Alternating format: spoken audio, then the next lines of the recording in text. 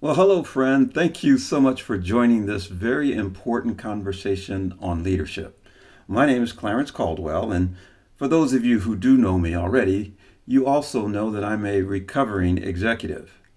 Yes, I've worked for Fortune 100, Fortune 500 companies as a high-level executive, companies like AT&T, Time Warner, in the telecommunications arena, and also in the aerospace industry. Sperry Rand, that company no longer exists.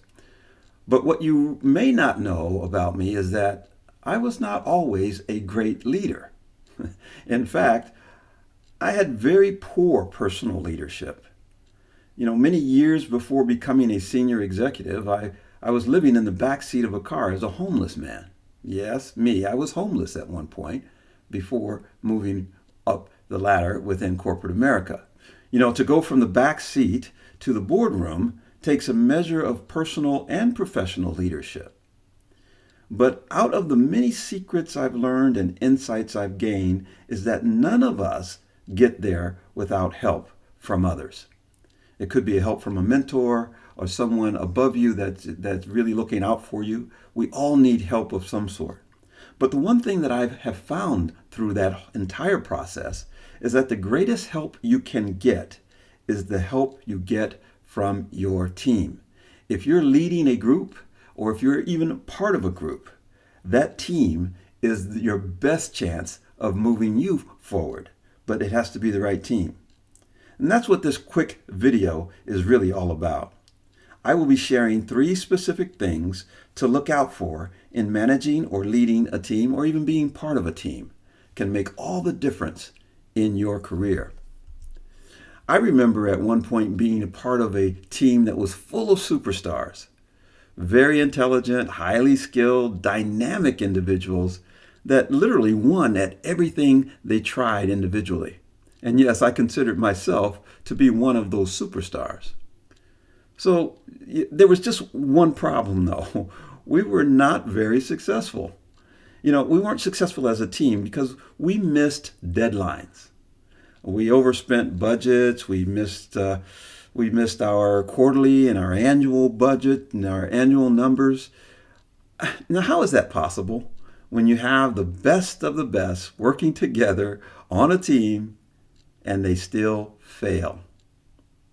Now, again, I'm going to show you and share with you 3 points that can make or break your business, your career, or even you.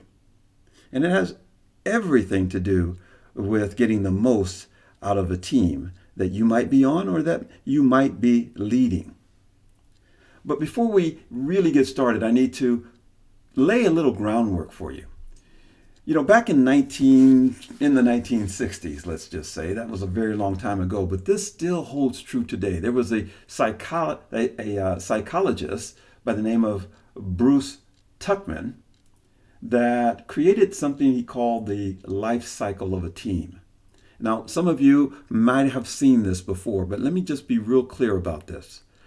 There are phases that teams go through right from the very beginning, getting the team formed. And the formation of a team could simply be the new leader that comes in or a new team member that comes in. It doesn't have to be the brand new formation of a team, but anytime the team shifts and changes personnel, that's the formation phase. That's the forming phase.